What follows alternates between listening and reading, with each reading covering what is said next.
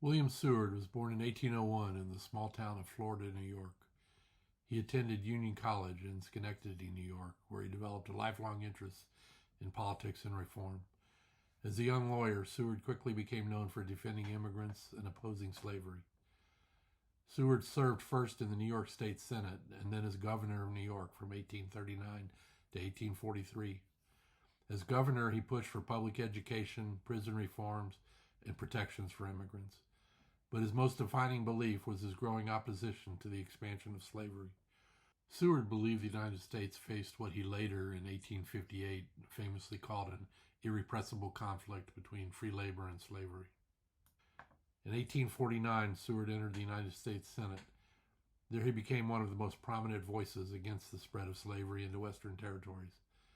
By the late 1850s, he was one of the leading figures in the newly formed Republican Party, and many expected him to become its presidential candidate in 1860. Instead, the nomination went to Abraham Lincoln. Lincoln surprised many observers by asking Seward, his former rival, to serve as Secretary of State, part of Lincoln's team of rivals written about by Doris Kearns Goodwin.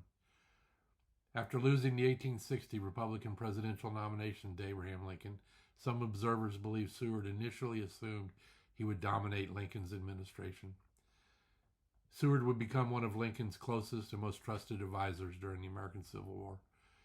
While Lincoln managed the war itself, Seward worked tirelessly on diplomacy, preventing Britain and France from recognizing or supporting the Confederacy, an achievement that proved critical to the Union victory. On the same evening, on April 14, 1865, that Lincoln was shot, Seward, who was at home recovering from a carriage accident already, was brutally attacked in his home by one of the conspirators. Though gravely wounded, he survived.